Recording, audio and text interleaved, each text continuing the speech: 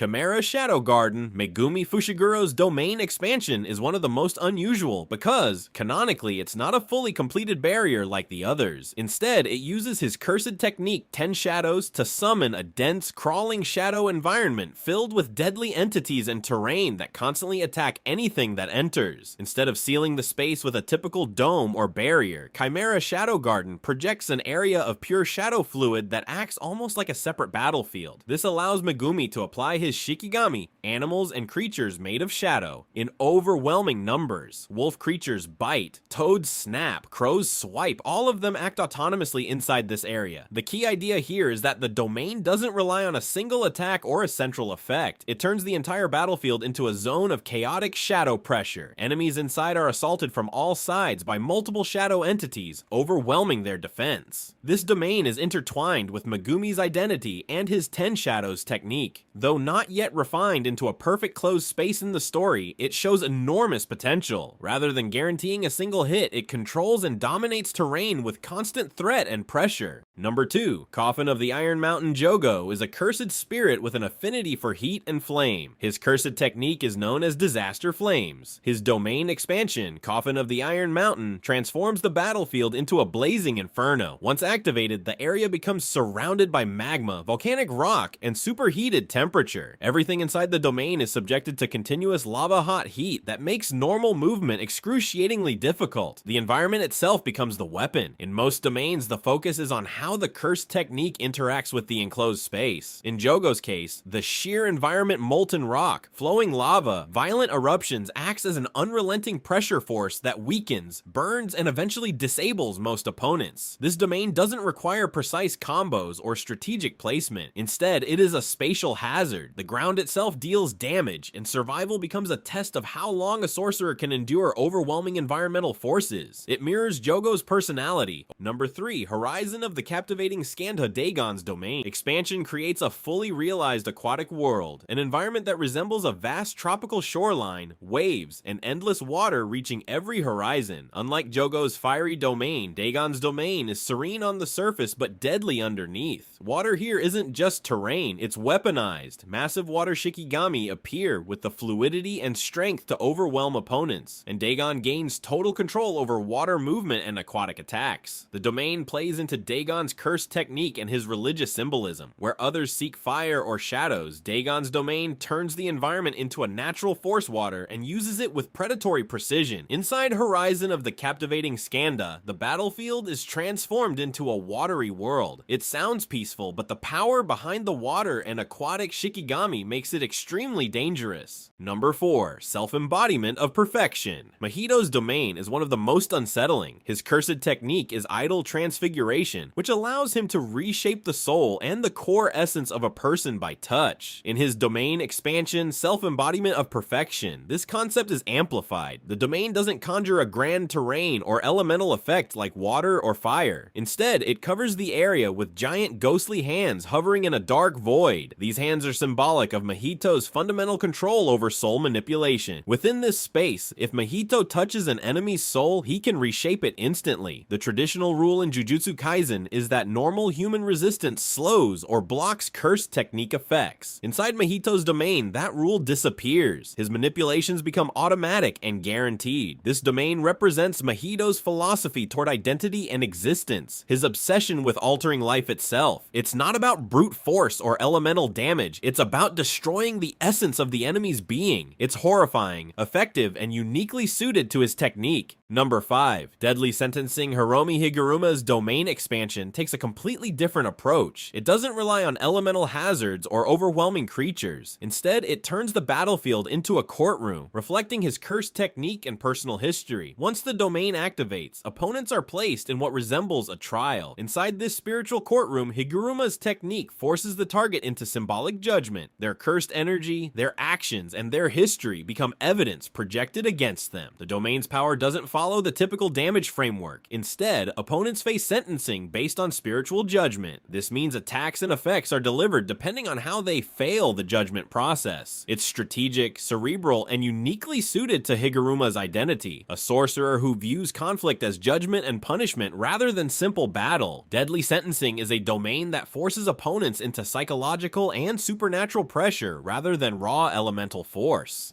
Number 6. Time Cell Moon Palace, Naoya Zenin's Domain. Expansion is one of the most mechanically unique. Rather than fire, water, shadows, or judgment, this domain implements a different rule set based on frames per second timing. Inside Time Cell Moon Palace, the space itself forces opponents to obey a rule. Move as if the world runs at 24 frames per second. If a sorcerer moves in a way that doesn't match this rhythm, speeding up, slowing down, or breaking the frame pattern, they suffer cellular damage. This isn't typical cursed energy damage, it's a rule-based assault on the opponent's physical structure. Imagine your own body detecting a movement that violates physics. That's what happens inside this domain. Instead of normal curse techniques, Zenin's domain attacks by forcing opponents into a rhythm they can't sync with. This makes it extremely dangerous against agile sorcerers who rely on speed and unpredictable movement. If you can't match the 24 frames per second pattern, your own cells rebel. Number 7. Threefold Affliction, Yorozu's domain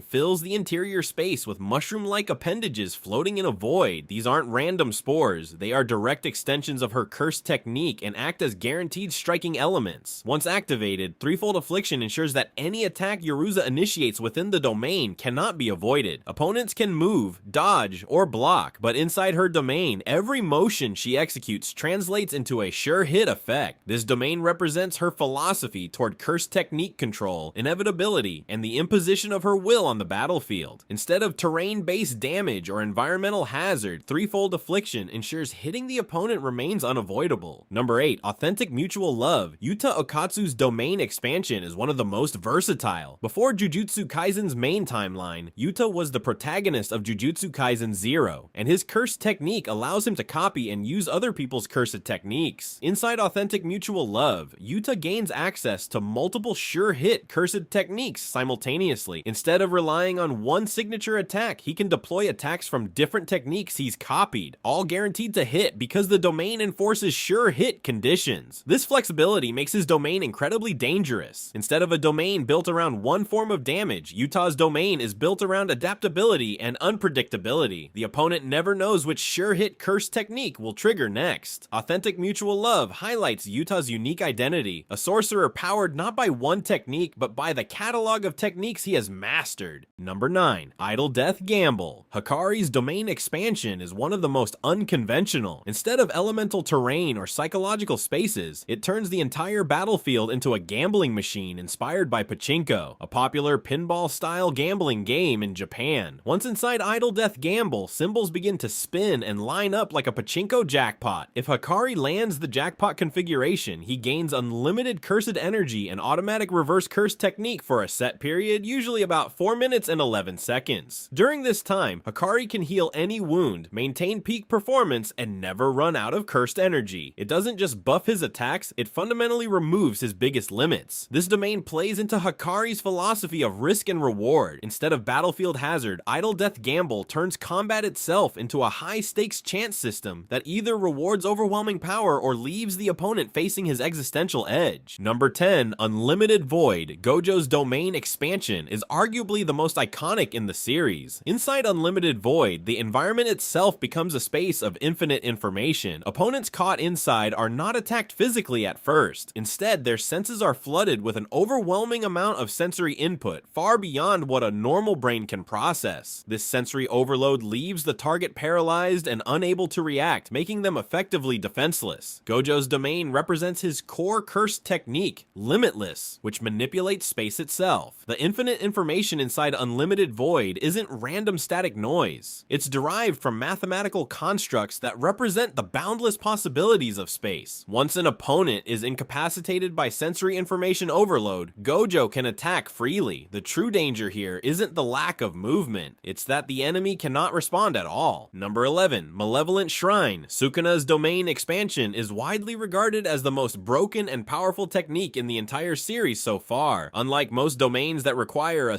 sealed, enclosed space, Malevolent Shrine opens a massive area filled with relentless slashing attacks. Inside the domain, Sukuna uses two signature cursed techniques, Cleave and Dismantle. These attacks automatically slash any opponent within range with perfect accuracy. What makes Malevolent Shrine unique is that it doesn't need a traditional barrier dome to be activated. The domain itself becomes a massive, brutally consistent attack field. Sukuna can even adjust the range, up to hundreds of meters, turning the domain into a battlefield-wide threat. Because it doesn't rely on a sealed space, opponents can't easily avoid it by escaping the boundary. Instead, anyone caught within range suffers constant perfect slashes. This is part of why Sukuna is widely feared. His domain doesn't just control space, it dominates it with guaranteed lethal precision. Number 12, Yuji's Domain. Yuji's Domain expansion has appeared in the manga during his battle with Sukuna in the Shinjuku incident, but as of the latest canon, it doesn't yet have an official published name.